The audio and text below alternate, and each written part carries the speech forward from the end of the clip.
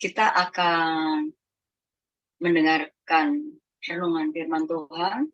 Sebelumnya siap-siap para lektor, Ibu Nerliana, Ibu Lilis, dan Bapak Gindo.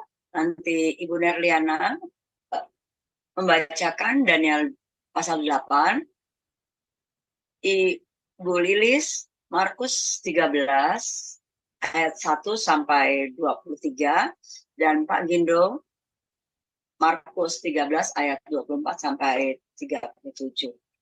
Ya, kita akan berdoa. Pak Ronik, silakan. Ya, mari kita berdoa.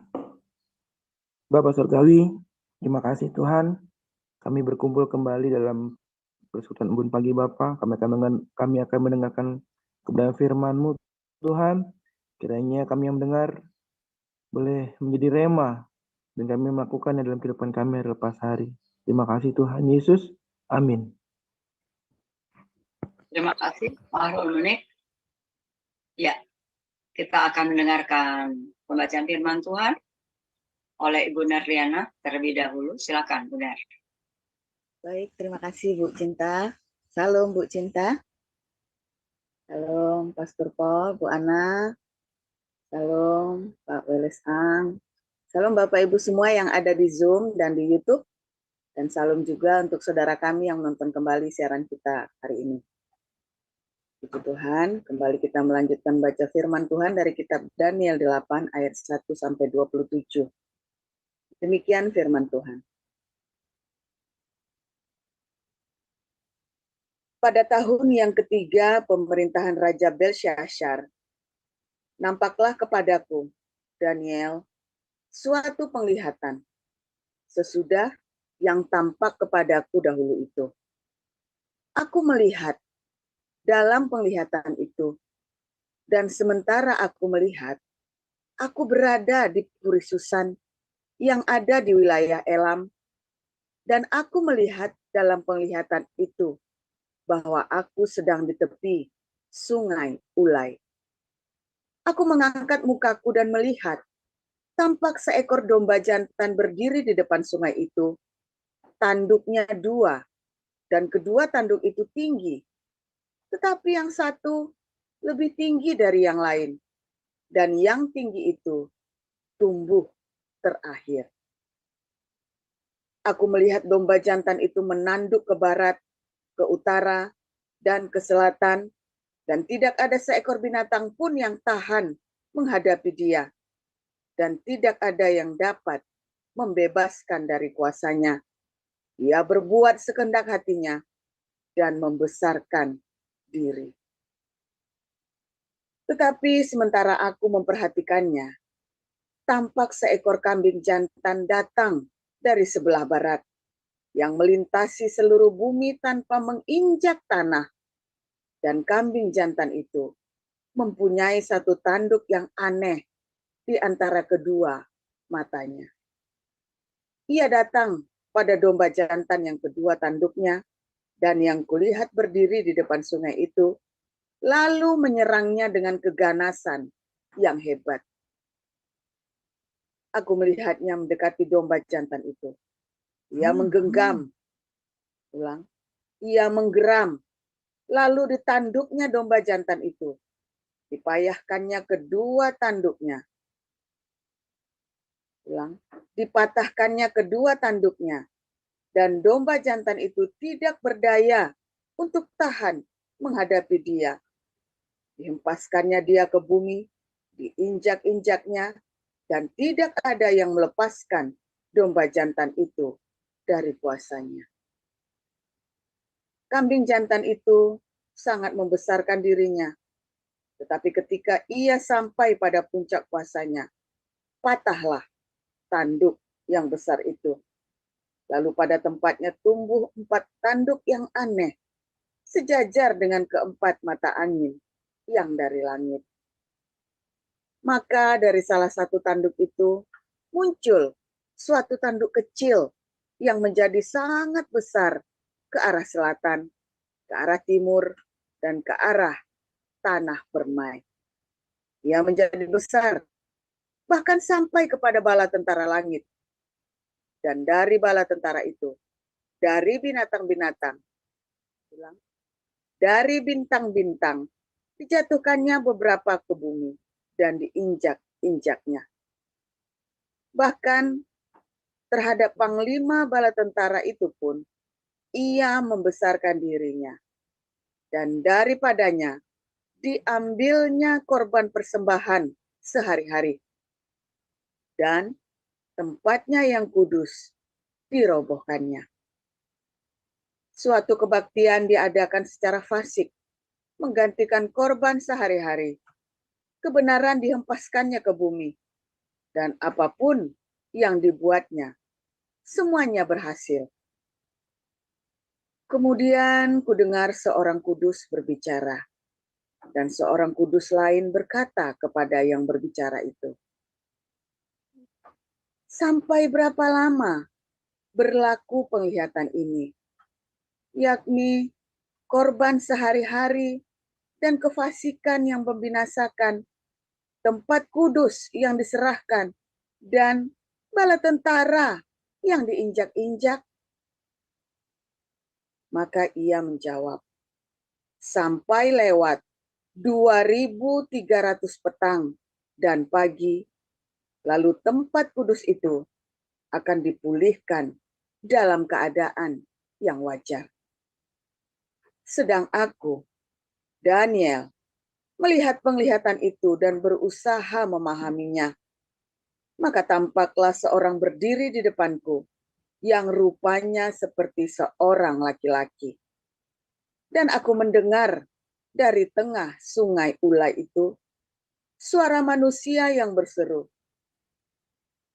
"Gabriel, buatlah orang ini memahami penglihatan itu." Lalu datanglah ia ke tempat aku berdiri. Dan ketika ia datang, terkejutlah aku dan jatuh tertelungkup. Lalu ia berkata kepadaku, "Pahamilah, anak manusia, bahwa penglihatan itu mengenai akhir masa." Sementara ia berbicara dengan aku, jatuh pingsanlah aku tertelungkup ke tanah. Tetapi ia menyentuh aku dan membuat aku berdiri kembali. Lalu berkatalah ia, "Kuberitahukan kepadamu apa yang akan terjadi pada akhir murka ini, sebab hal itu mengenai akhir zaman.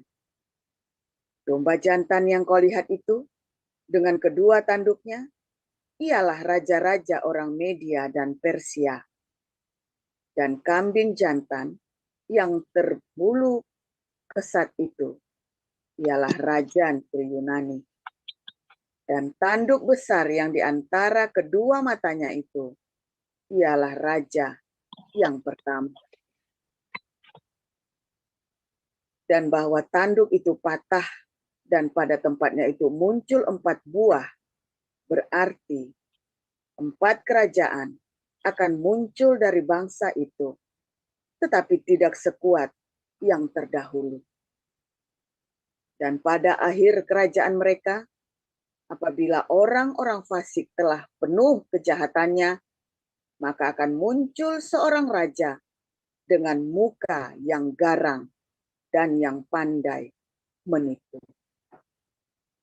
Kekuatannya akan menjadi hebat, tetapi tidak sekuat yang terdahulu. Dan ia akan mendatangkan kebinasaan yang mengerikan, dan apa yang dilakukannya akan berhasil. Orang-orang berkuasa akan dibinasakannya, juga umat orang kudus. Dan oleh karena akalnya, penipuan yang dilakukannya akan berhasil. Ia akan membesarkan dirinya dalam hatinya, dan dengan tak disangka-sangka banyak orang akan dibinasakannya. Juga ia akan bangkit melawan raja segala raja, tetapi tanpa perbuatan tangan manusia, ia dihancurkan. Adapun penglihatan tentang petang dan pagi itu, Apa yang dikatakan tentang itu adalah benar. Tetapi engkau sembunyikanlah penglihatan itu. Sebab hal itu mengenai masa depan yang masih jauh. Maka aku, Daniel, lelah dan jatuh sakit beberapa hari lamanya. Kemudian bangunlah aku dan melakukan pula urusan raja. Dan aku tercengang-cengang tentang penglihatan itu, tetapi tidak memahaminya. Demikian. Silakan Bu Lilis, Markus Oh, pasal baik. 14 ayat 1 sampai 23. Oh, iya. Markus 13 ayat 1 sampai 23 ya. Ya. Khotbah tentang akhir zaman. Bait Allah akan diruntuhkan. Ketika Yesus keluar dari bait Allah, seorang muridnya berkata kepadanya, "Guru, lihatlah betapa kokohnya batu-batu itu dan betapa megahnya gedung-gedung itu." Lalu Yesus berkata kepadanya, "Kau lihat gedung-gedung yang hebat ini? Tidak satu batu pun akan dibiarkan terletak di atas batu yang lain. Semuanya akan diruntuhkan."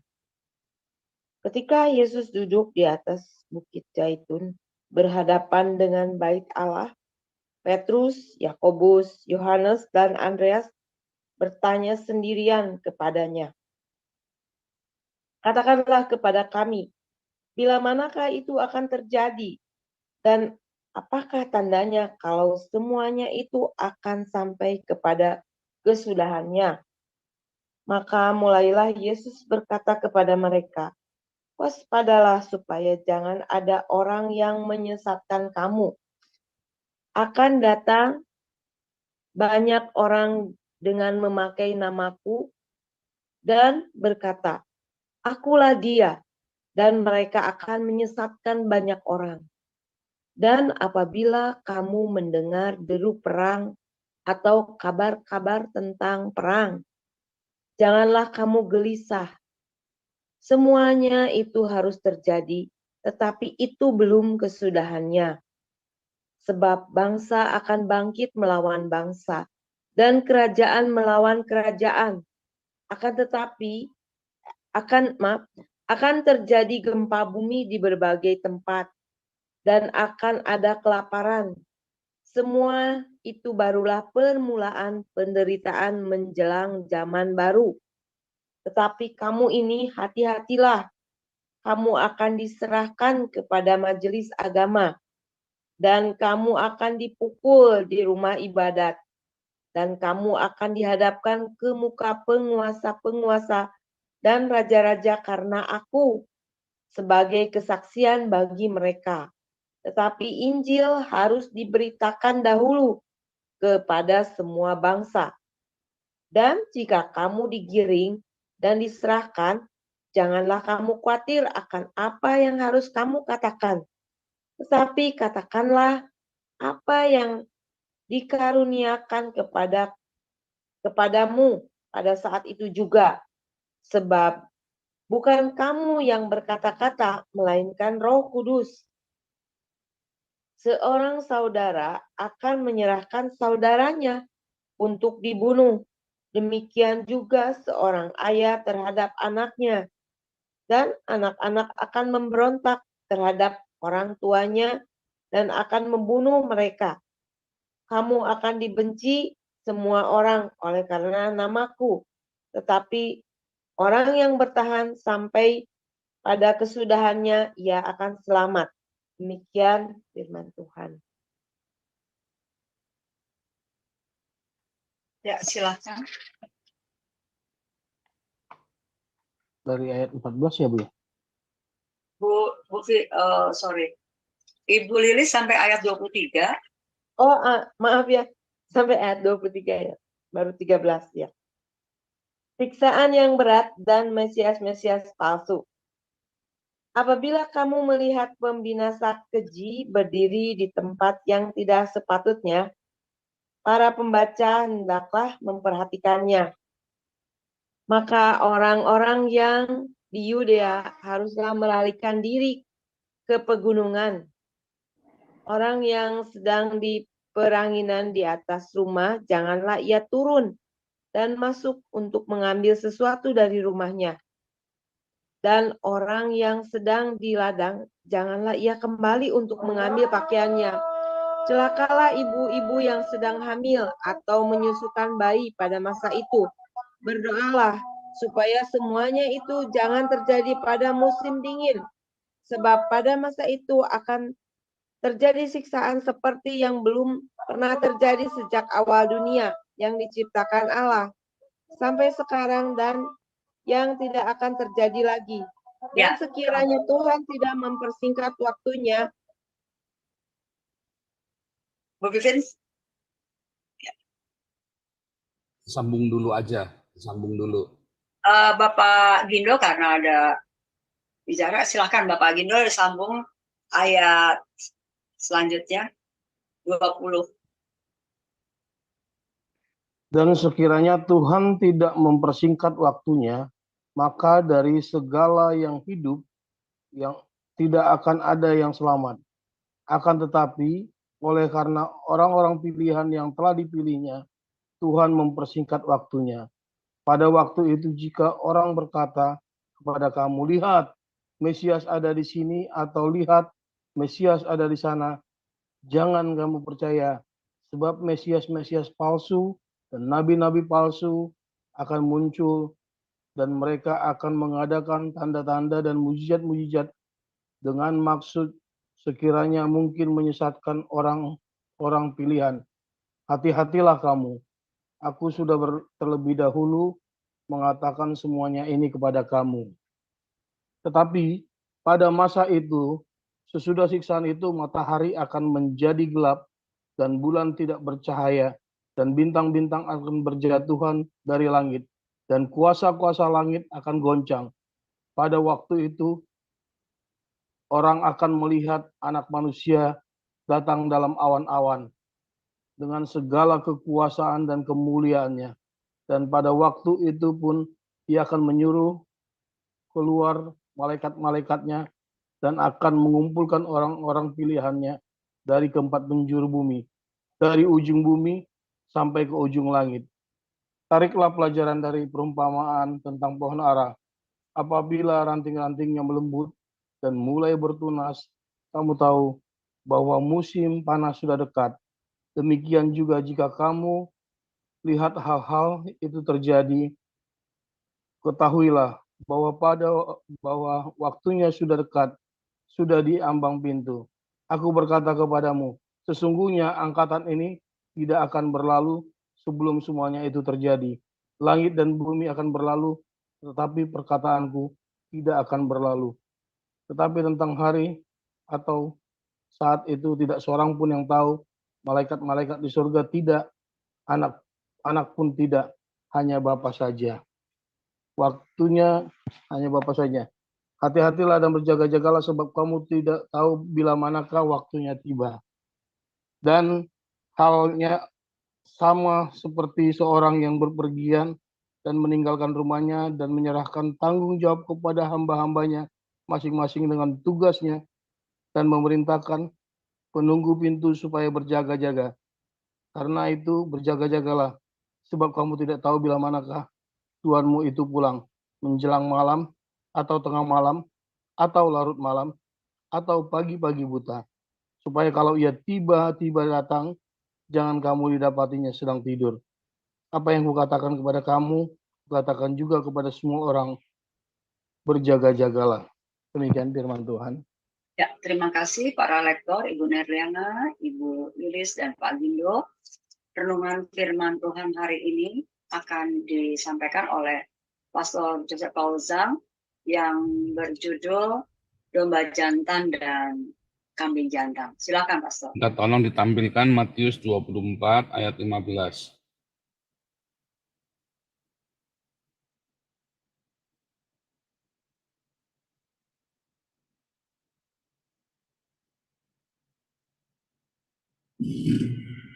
Ya.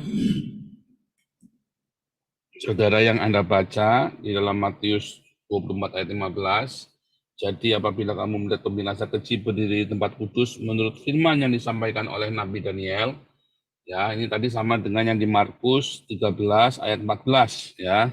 Apabila kamu melihat pembinasa keji berdiri di tempat yang tidak sepatutnya, ya, para pembaca hendaklah memperhatikannya. Ini tadi keterangannya adalah sama dengan yang ini Nabi Daniel. Nah, ini sebenarnya kalau di dalam keterangannya dia hanya mengutip Daniel 9, tapi sebenarnya juga dimulai dari Daniel 8. Mengapa, Saudara? Karena ketika dia cerita tentang domba, dia bilang domba itu nanti di Daniel 8 itu, Saudara ya. Domba itu cerita media Persia, dia bilang. Lalu kambing jantan itu adalah Yunani, ya Saudara ya, adalah Yunani. Kemudian Yunani pecah jadi 4 kerajaan. Lalu ada satu kerajaan, ya Roma, ya Saudara ya, yang mendirikan diri dan kemudian dia menghapuskan mengadakan kedurhakaan, Saudara ya, dari Daniel 8 itu ya. Itulah kerajaan Roma yang kemudian si Caligula taruh patung kepalanya, Saudara. Taruh patung kepalanya di dalam bait suci di Yerusalem, Saudara. Ya. Nah, Saudara, cerita Daniel ini cerita, ya, Daniel ini cerita, semua Daniel ini ya, nubuatan tentang kedatangan Mesias. Jadi Daniel dan Yesaya sama, ya, nubuatan mesianik, Saudara ya. Bedanya, Yesaya cerita kedatangan Mesias yang menyelamatkan dan memberikan damai sejahtera, sedangkan Daniel sedang menceritakan antikristus, Saudara ya. Nah, itu ya. Mengapa? Sedemikian, Saudara ya, karena kalau kita lihat nubuatan-nubuatan Daniel adalah kontra tentang penghancuran, ya. Nah, sedangkan nubuatan-nubuatan Yesaya tentang sesudah hancur apa yang akan terjadi, itu ya. Jadi Nabi Yesaya menubuatkan kedatangan Mesias, ya, sedangkan Daniel cerita tentang kedatangan antikristus, ya. Itu ceritanya begitu, Saudara ya. Namun yang diceritakan oleh Daniel ini adalah kedatangan antikristus yang berusaha menghalang-halangi datangnya Yesus, Saudara. Ya, atau yang berusaha menghancurkan orang-orang Yahudi ini. Jadi nubuatan Daniel ini selesai di zaman Yesus, ya. Sampai kebangkitan Islam itu termasuk, ya, itu diulang lagi. Makanya nubuatan yang harus diulang lagi sama Yohanes, Saudara, di Wahyu. Nubuatan yang selesai tapi masih belum tuntas, maka akan dinubuatkan lagi oleh Yesus dan dinubuatkan lagi oleh Wahyu, Saudara ya, akan diulangi lagi. Kalau yang tidak diulangi lagi berarti sudah selesai di situ, ya. Nah, itu seringkali orang ketika membaca tentang akhir zaman dia bingung, nggak ngerti bahwa Daniel itu selesai di zaman Yesus kecuali diulangi lagi oleh Wahyu atau Daniel atau Tuhan Yesus, Saudara ya. Namun cerita tentang tadi ya, tentang pembinasa keji ini atau yang di dalam Daniel tadi, domba jantan dan domba pintar itu sudah selesai zaman Yesus. Kecuali nubuatan bangsa yang bercampur, yang akan mengalahkan orang-orang kudus katanya ya. Itu mengalahkan Bizantin itu, Saudara ya. Nah, Saudara, cerita tentang ini ya, Saudara ya, tentang pembinasa keji yang berdiri di tempat kudus. Ya, itulah antikristus, Saudara ya. Pembinasa keji yang berdiri di tempat kudus. Yang kemudian dia mencemarkan seluruh korban bakaran itu, Saudara ya.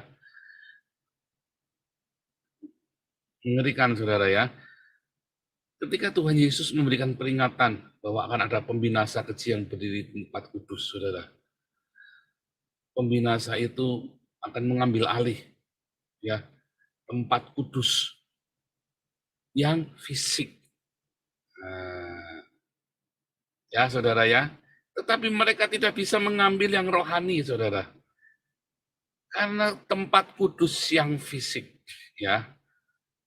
Mulai dari Caligula, kemudian Masjidil Al-Aqsa dibangun di atas tempat kudus, Saudara ya. Ya kan, Masjidil Al-Aqsa kan di atas di lokasi Yerusalem, walaupun tidak di atas bait suci, tapi di halamannya. Di halaman. Masjidil Al-Aqsa itu lokasinya di halaman bait suci ya, Saudara ya. Bukan di bait suci. Nah, ya. Nah, itulah pembinasa keji yang berdiri di tempat kudus, Saudara. Nah, kemudian kalau kita melihat ternyata batas suci yang dibiarkan dihancurkan adalah batas suci yang fisik. Sementara bait suci itu adalah kita sendiri, hidupnya kita, saudara. Bait suci itu adalah kita. Kitalah yang masuk di dalam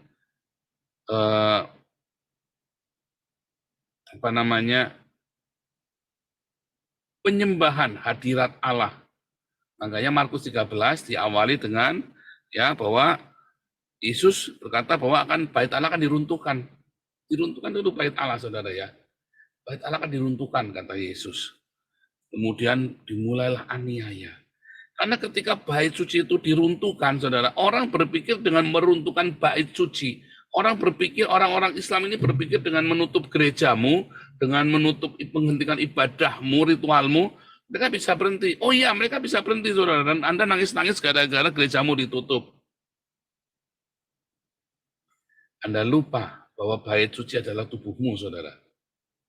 Ya, Anda lupa. Mereka boleh meruntuhkan bait suci, tapi bait suci itu adalah hidupmu, saudara. Masalahnya apakah hidupmu adalah bait suci? Nah, ini dia. Karena Anda hidupnya, bait sucinya adalah gereja, yang megah itu, yang AC-nya itu, yang lampunya kelap-kelip itulah gerejamu, saudara. Itulah bait sucimu. Lah, ya modiar, saudara. Kalau bait sucimu adalah itu, makanya kamu tidak ketemu Tuhan. Karena itu sudah diinjak-injak oleh pembinasa keji. Ya, Anda bersedih sampai berlarut-larut. Anda lupa membangun bait suci yang sesungguhnya. Makanya bait suci yang sesungguhnya itu, yaitu tubuh kita mengalami aniaya, ya, berupa fitnahan, berupa tekanan, supaya benar bait itu benar-benar suci, dimurnikan. Jadi kalau Anda sedang menghadapi pencobaan, datang dengan respon yang benar kepada Tuhan, ucapan syukur tiap hari. Ketika Anda difitnah, dicaci maki, ya jangan balas mencaci maki. Ya ketika kitab sucimu dikentutin, jangan memaki-maki. Ketika Yesus dihujat, dihina, ketika agama Kristen dihina, ketika kamu ditekan, ditindas, didiskriminasi karena Kristen, ya nggak usah galau. Karena itulah supaya Anda merespon yang benar. Karena kalau responmu yang benar, maka kamu sedang disucikan dan dimurnikan. Kalau responmu nggak benar, maka kamu sedang hidup di dalam kenajisan. Karena kamu merasa terhina ketika batas fisiknya itu, bangunan fisiknya, buku fisiknya, agama fisiknya dihina. Maka kamu bukan bait suci, kamu adalah orang yang menyembah bait suci. Tapi kalau kamu merespon yang benar terhadap semua aniaya, kamulah bait suci. Ya. Makanya dikatakan ketika terjadi penyiksaan itu dan terjadinya Mesias palsu, saudara ya, ada Yesus yang lain. Yesus yang lain, saudara, munculnya Yesus yang lain. Di mana orang-orang dibelokkan dari Yesus yang benar. Apakah Yesus yang lain? Yesus yang tidak mengajarkan cinta kasih. Yesus yang tidak mengajarkan untuk mengampuni. Yesus yang tidak mengajarkan Anda untuk berdiakonia. Yesus ya yang hidup dalam segala jubah-jubah kebesaran. Ya kan? Barusan ada pendeta dari Amerika bilang, ortodok inilah yang meneruskan ajaran para rasul. Saya bilang, salah kamu. Ortodok inilah yang pertama kali menyesatkan gereja, saudara. Serius, saudara ya, yang pertama kali mengadopsi ajaran pagan. Ortodok ini bukan yang mengikuti ajaran para rasul, saudara. Saya bilang, mana ada itu orang para rasul sama Yesus pakai jubah-jubahnya ortodok seperti itu, nggak ada, saudara. Mana ada itu para rasul dan Yesus itu hidup dalam kemewahan seperti bishop-bishopnya ortodoks. Ya kan, dalam bergrimang dengan baju yang bagus, ya jubah yang luar biasa, nggak ada. Setelahnya cuma katun, kitona sama himateon, talit, saudara. Ya kan? Para rasul itu berjalan hanya dengan kitona, katun, dan talit. baju sembahyang, jubah sembahyang itu ya, talit itu, kerudung itu, himateon. Nah itu saudara, simpel kan? Bagaimana hidupmu? Apakah hidupmu seperti gereja ortodoks ini, saudara, yang bergelimang dengan segala macam ikon-ikon ritual-ritualnya? Apakah hidupmu penuh dengan ritual? Maka kamu sedang tidak, maka kamu bukan bait suci, tapi ritual itulah bait sucimu. Tapi kalau hidupmu menjaga kekudusan setiap hari, kekudusan itu bukan ritual ya, tapi Anda jauhkan matamu dari bokep, jauhkan matamu dari istri orang, ya, dari percabulan, dari kedengkian, dari syirik, rebutan donasi, ya saudara ya, dari uang, jauhkan hatimu dari cinta uang, hidupmu terus untuk perbuatan kebaikan diakonia, ya, terus hidup dalam pengampunan, itulah ibadahmu, itulah ritualmu, saudara. Itu simple. Apa, bagaimana? No? Kalau gitu kamu kasih ajaranmu, sudah dikasih nama. Kenapa? Justru yang dikasih nama itu adalah ajaran bidah, saudara. Trinitarian, Unitarian, Arian, Ortodok, itulah bidah, saudara. Ya, apalagi saudara mau bilang apa? Pentakosta. Saya ini aliran apa? Pentakosta karismatik. Saya ini aliran apalagi Mesianik. Itulah bidah, saudara. Karena ajaran Tuhan Yesus, kamu akan disebut pengikutku. Kalau kamu saling mengatakan pengikutku, Kristen, udah simple, saya Kristen, udah selesai. Saya pengikut jalan Tuhan. Bahkan para rasul simple sekali bilang jalan Tuhan. Ya, nggak pakai merek. Ya, nggak pakai merek, saudara ya. Karena Anda adalah pengikut Kristus, bukan pengikut Hagios, bukan pengikutnya Paul. Ya kita kasih nama Hagios, orang-orang. Anda adalah orang-orang kudus, saudara. Ya, Anda bukan pengikut saya, Anda pengikut Kristus. Itu Anda penting sekali itu, saudara ya. Maka di saat itu, kalau kamu hidupnya di dalam, kalau ini bait suci ya, ini bait sucimu, benar-benar bait suci, Anda perlakukan tubuhmu sebagai bait suci. Orang kalau bait suci itu ya Anda jangan makan delojo, saudara ya. Anda kan tubuhmu bait suci. Jangan delojo minum kopi sehari 1 liter, rompaan, saudara ya. Makan sate kambing, makan sate babi sehari 5 kilo, itu namanya delojo. Makan jeroan sampai karu-karuan bentuk badanmu, itu namanya delojo, saudara. Kamu tidak memperlakukan bait suci dengan respect. Jajan ke Alexius kemana-mana, itu namanya delojo, saudara. Ya, hidupmu tidak jaga dalam kekudusan, ya. Ada uang belanja, wah pokoknya shopaholic, saudara ya. Itu namanya delojo. Tidak di dalam kekudusan. Keinginan mata, keinginan daging, keangkuhan hidup. Ya. Gila posisi rebutan. Kalau di sini kita mau rebutan posisi, Anda mau rebutan posisi berani nggak nampak muka, cuman itu saja syaratnya, berani nggak nampak muka. Ya kan saudara kan, ya berani nampak muka ya, jadi moderator Anda harus berani nampak muka, saudara ya. Ya dong, masa moderator terus Anda cuma pakai samaran, cuma namanya nama nggak jelas, cuma gambar hitam aja, ya jangan dong, saudara ya. Kalau Anda jadi moderator yang nampak muka, oh firman, tapi saya jangan nampak muka ya Pak, ya jangan, nggak boleh, harus nampak muka. Begitu saudara ya. Ketika kamu menjadi bait suci, maka ketika Yesus itu datang, kamu tahu saudara, ketika tanda-tanda di zaman bait suci inilah yang pertama dikasih tahu. Jadi kalau hidup Anda dikuduskan, disucikan di dalam nama Yesus, hidupmu, bukan ritualmu, bukan simbol-simbolmu, bukan Trinitas Unitarian, bukan saudara. Karena Yesus Mesias yang sejati, yang mengajarkan cinta kasih, mengasihi, mengampuni, memberkati, berdiakonia setiap hari. Kalau tidak mengajarkan itu, kamu sedang diajari Yesus yang lain. Jadi kalau orang ngajarin Trinitas Oneness, Unitarian, dia tidak ngajari Anda diakonia, mengampuni, mengasihi, memberkati, malah saling mencaci maki, itu Anda sedang diajari Yesus yang lain. Serius ya, Anda sedang diajari Yesus yang lain. Itulah bidah, itulah kesesatan. Itulah Mesias palsu, saudara. Itulah Yesus yang lain. Itulah Injil yang lain, saudara. Oh, kamu harus percaya Trinitas supaya kamu masuk surga. Kalau enggak Trinitas, kamu enggak masuk neraka, kamu, kata King Gadas. Itulah Yesus yang lain, itulah Injil yang lain, saudara. Itulah Injil yang lain. Dan terkutuklah ia, kata Paulus. Sekalipun malaikat enggak urusan, pokoknya itulah Yesus yang lain. Yesus yang benar, yang mengajari, mengasihi, mengampuni, memberkati, dan mengajari Anda diakonia setiap hari, saudara. Hidup dalam kekudusan. Ya, itu Yesus yang benar, saudara. Yang mengajari Anda terus untuk saling memberkati satu sama lain, bukan saling mencaci maki ketika Anda berbeda. Hati-hati, saudara, ya. Makanya kamu disuruh berjaga-jaga di dalam kebenaran ini. Anda berjaga-jaga dalam apa? Oh, dalam pengajaran Trinitas, Pak.